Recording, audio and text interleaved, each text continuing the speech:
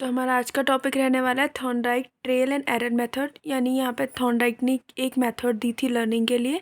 इसको हम SR theory of learning भी बोलते हैं। इस मेथड को प्रोफाउंड किया था एडवर्ड थॉर्नडाइक ने 1893 में। ये एक अमेरिकन साइकेट्रिस्ट थे। इनका जो एक्सपेरिमेंट था वो कैट, फिश और मंकी पे था। इनका जो थ्योरी है इसको हम theory of connectivity, theory of stimulus response mechanism, theory of effort error bond theory भी बोलते हैं। इनकी जो थ्योरी थी, इनकी जो बुक थी एजुकेशनल साइकोलॉजी, उसमें जो बुक थी इनकी पब्लिश हुई थी लर्निंग थ्योरी। यानी 1930 में लर्निंग थ्योरी पब्लिश हुई थी इनकी बुक में। तो थॉर्नडाइक का एक्सपेरिमेंट क्या था, इन्होंने एक बॉक्स लिया था जिसमें आयरन बार्स लगे हुए थे, यानी ऐसे लोहे के ये लगे हुए थे लंबे। इनके उसके अंदर इन्होंने एक हंग्री कैट को, यानी भूखी बिल्ली को रखा, और बाहर से क्या रखी, फिश रखी। बाहर से एक फ़िश रखी और यहाँ पे इन्होंने एक हंग्री कैट रखी। अब वो कैट क्या थी, उसको बाहर आना था और उस फ़िश को खाना था, पर वो तो ये केज के अंदर बंद थी। तो जो स्टिमुलस था यानी फूड ने अपना काम करना स्टार्ट किया, जिस कारण से जो बिल्ली है वो बाहर आने के लिए कोशिश करने लगी। कैट ने बहुत सारे मेथड, वैरायटी ऑफ वेज किए।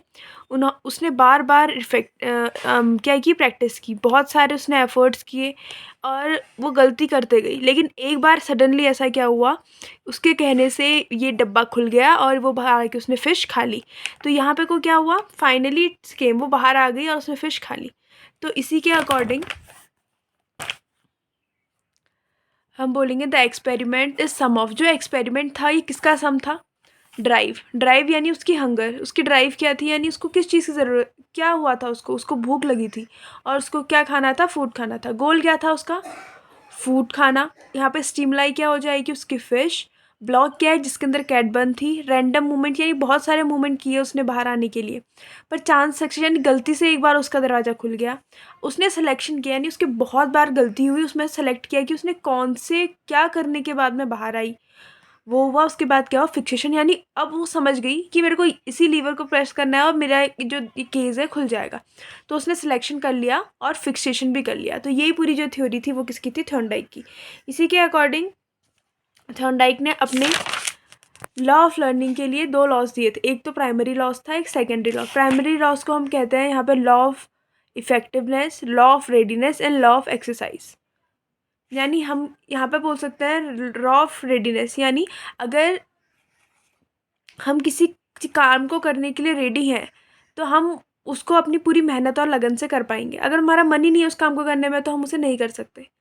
अगर इसको हम एजुकेशन पे इम्प्लीमेंट करके बोलें, अगर हमारा पढ़ने में मन है तो हम चीज़ों को जल्दी लर्न कर लेंगे और जल्दी गेन कर लेंगे। अगर हमारा मन ही नहीं है तो हम जल्दी गेन नहीं कर पाएंगे। लॉ ऑफ एक्सरसाइज, यानी अगर हम बहुत सारी मेहनत करते रहे तो क्या होगा, एक बार हमारा जो गोल है हमें ज़रूर अचीव होगा। लेकिन यहाँ पे जो हमारे लॉ ऑफ, जिसमें मैंने आपको बता दिया रेडीनेस, लॉ ऑफ एक्सरसाइज, इसमें दो होते हैं, एक लॉज ऑफ यूज़ होता है और एक लॉज ऑफ डिसयूज़ होता है।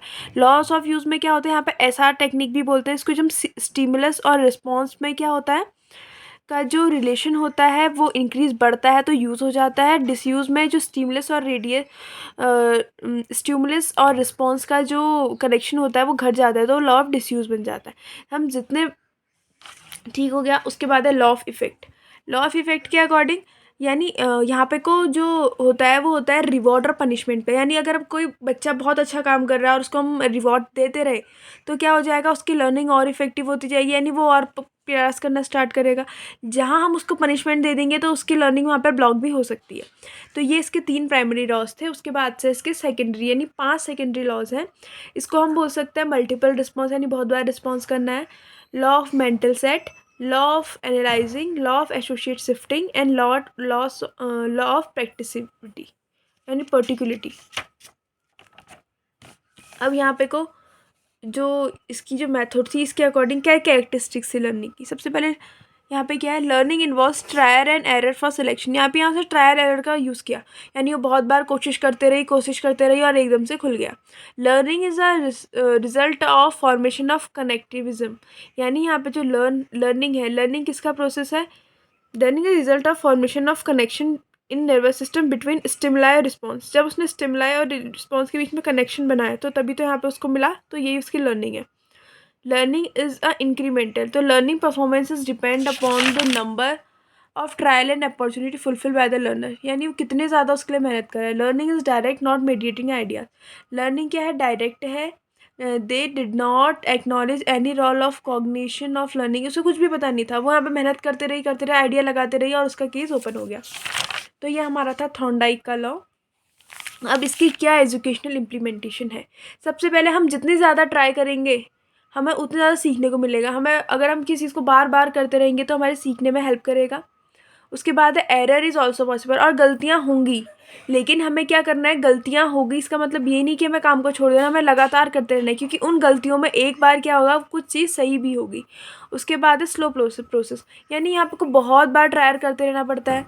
उसके बाद है टीचर शुड गेट अ गोल, यानी जो टीचर है उसको एक गोल सेट कर देना है। जैसे यहाँ पे गोल क्या था, स्टिमुलस क्या था, फिश, तो ऐसे ही टीचर को यहाँ पे गोल सेट करना पड़ेगा। और दूसरा उसको मोटिवेट करना पड़ेगा बच्चों को, और उसको रिवॉर्ड देना पड़ेगा, पनिशमेंट देना पड़ेगा। यहाँ पे को क्या है, हमारा जो education should be simple to complex, यहाँ पे एजुकेशन क्या है, सिंपल टू कॉम्प्लेक्स है। Learning is a gradual process, यानी ये क्या है, हल्के हल्के चलने वाली प्रोसेस है। ऐसा नहीं है कि इसमें हम प्रेशर कर देंगे बच्चे को, और हम जितनी ज़्यादा प्रैक्टिस करेंगे हम उतना ज़्यादा लर्न करेंगे। और ड्यूरिंग प्रैक्टिस हम पे कुछ अच्छे एटीट्यूड भी आएंगे, और आएंगे, यही है लर्निंग बाय डूइंग, यानी हम कर करके सीख रहे हैं। Linked with a past experience, यानी हम पास्ट एक्सपीरियंस से सीख रहे हैं कि अभी मैंने ये किया तो ये नहीं हुआ, लेकिन अब मुझे इससे कुछ अलग करना पड़ेगा। यहाँ पे गोल डायरेक्टेड, यहाँ पे गोल क्या था, फिश। Learner encourage to do this independently purposeful, यानी वो खुद से करा जा रहा है, उसको हमने कुछ भी फोर्स नहीं किया। क्रिटिसिज्म में क्या है, इसकी बहुत ज़्यादा एनर्जी कंज्यूम है, यानी इसमें बहुत ज़्यादा टाइम लग जाता है। Ignore the role of inside motivation, यानी इनर मोटिवेशन है तभी तो वो उस खाने के लिए जा रही है, तो इसको इन्होंने यहाँ पे इग्नोर कर दिया। ये बहुत ज़्यादा ब्राइट बच्चों के लिए यूज़फुल नहीं है। नॉट यूज़फुल हाई क्लास, बड़े बच्चों के लिए भी यूज़फुल नहीं है। Not focus on mental facility, ये मेंटल फैसिलिटी में यूज़ नहीं कर रहा है। और ये क्या है, एक मैकेनिकल प्रोसेस है। तो ये था हमारा थॉर्नडाइक लॉ ऑफ लर्निंग।